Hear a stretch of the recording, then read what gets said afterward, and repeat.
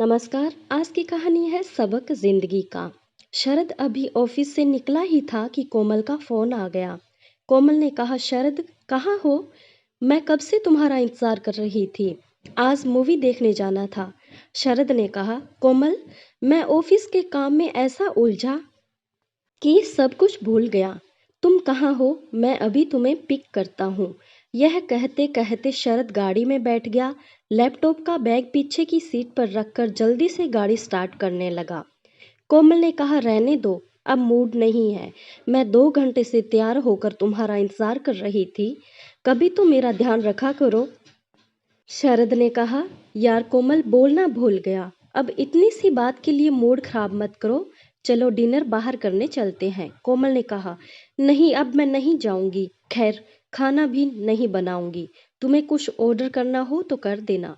शरद को भी गुस्सा आ रहा था, लेकिन फिर उसने बात को संभालते हुए कहा, शरद अच्छा बताओ क्या ऑर्डर करना है? कोमल, हर काम मेरे से पूछ कर करते हो। जो खाना हो मांग लेना। यह कहकर कोमल ने फोन काट दिया।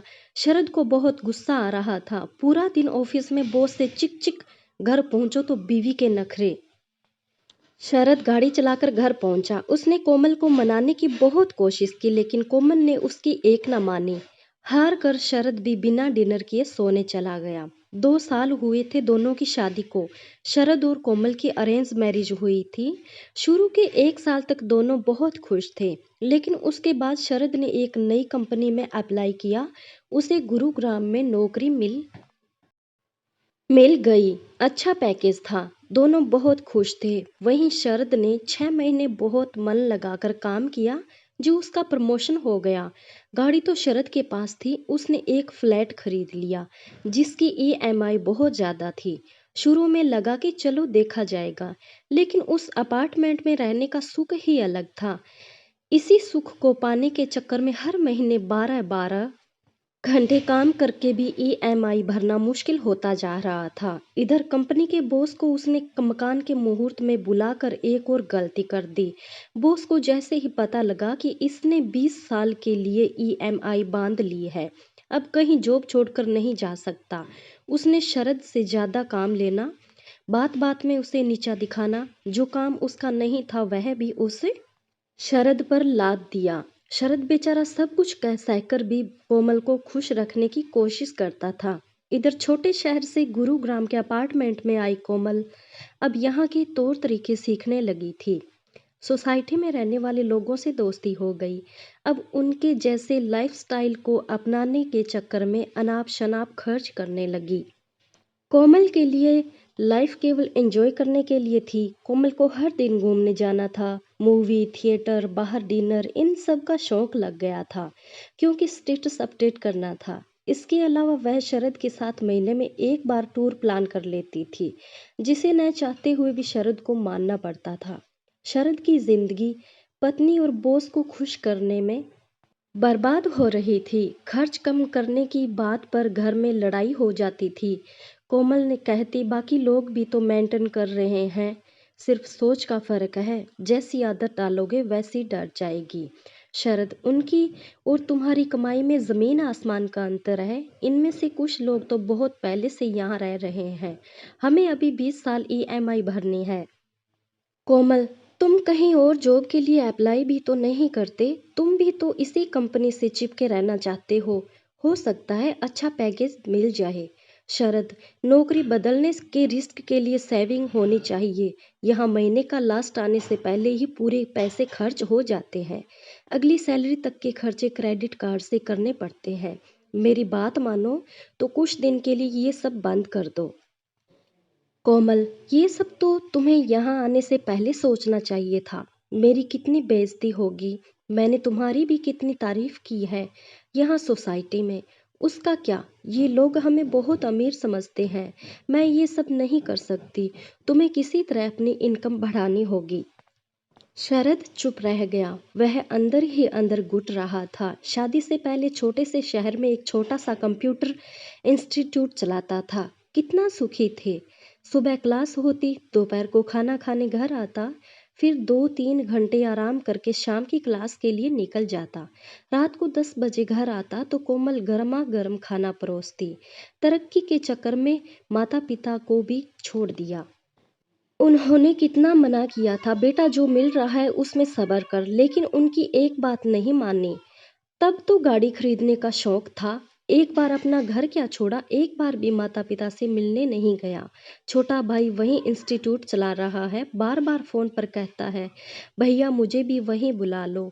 अब उसे कैसे बताऊं कि यहाँ आकर उसने क्या खोया, क्या पाया। आज सुबह जल्दी मीटिंग थी, सुबह जल्दी जाने के लिए कोमल को बोला था, लेकिन जब शरद सुबह तैयार हुआ तो पता लगा कोमल सोकर ही नहीं उठी।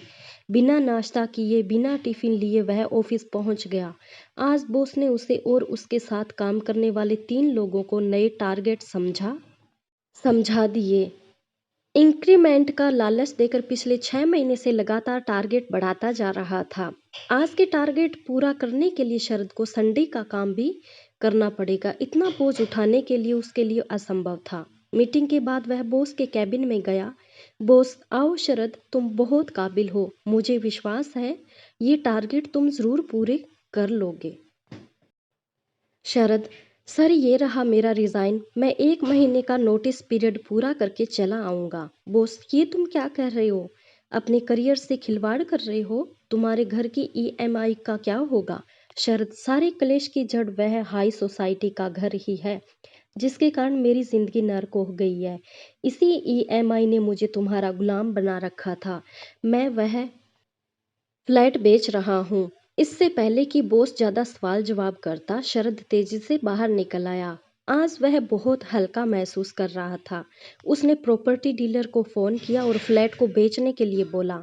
शाम को शरद घर आया तो कोमल ने कहा, कोमल हम कल कहीं घूमने चलें क्या, तुम कल की छुट्टी ले लो। शरद, कोमल अब बस 1 महीने की बात है, उसके बाद बस छुट्टी ही छुट्टी है। कोमल, क्या मतलब। शरद, मैंने नौकरी छोड़ दी है, इस फ्लैट को बेच रहा हूँ। जो भी पैसा मिलेगा उससे लोन चुक जाएगा, हम वापस अपने घर जा रहे हैं। इस मॉडर्न सोसाइटी ने मेरा सुख चैन और जहाँ तक कि तुम्हें भी छीन लिया। अब तुम्हें मेरी कोई फिक्र नहीं। अपने इंस्टीट्यूट में ज़रा देर होने पर तुम फ़ोन करती रहती थी कि जल्दी आ जाओ, मैं भी भूखी हूँ, यहाँ मैं नाश्ता करूँ या नहीं, टिफ़िन बने या नहीं, तुम्हें कोई परवाह नहीं है। 1 महीने जितने मज़े करने हैं कर लो। मैंने पिताजी को फ़ोन कर दिया है, हम वापस आ रहे हैं, वहीं इंस्टीट्यूट चलाएंगे। कोमल, ये तुमने क्या कर दिया, सब बर्बाद कर दिया। शरद, बर्बाद नहीं, ये सब कभी हमारा था ही नहीं। दूसरों की होड़ के चक्कर में अपना सुकून खो बैठे। एक बार सोच कर देखो अगले 20 साल में मेरा क्या हाल होता। ईएमआई वहीं रहती, मेरे काम करने की शक्ति घटती, खर्चे बढ़ते। एक दिन ऐसा होता कि शायद इस ऐशो आराम के चक्कर में मैं ही नहीं रहता। ये सुनकर कोमल के होश उड़ गए। इस तरह तो कभी उसने सोचा ही नहीं। कोमल, मुझे माफ कर दीजिए, दूसरों के चक्कर में मैं आप पर ध्यान देना ही भूल गई। आप सही कह रहे हैं, हम वापस अपने घर चलते हैं। 1 महीने बाद दोनों अपना सामान बांधकर अपने घर पहुंच जाते हैं। माता पिता बहुत खुश होते हैं। उसके बाद दोनों भाई मिलकर इंस्टीट्यूट चलाने लगते हैं। इस कहानी से हमें ये सीख मिलती है कि जो हमारे पास होता है, जितनी पूंजी होती है उसी में हमें संतुष्ट रहना चाहिए, और उन्हीं जितने पैसे होते हैं उन्हीं से हमारी खुशियाँ होनी चाहिए। अगर कम इनकम हो और ज़्यादा खर्चे हो तो हम जी भी नहीं पाएंगे।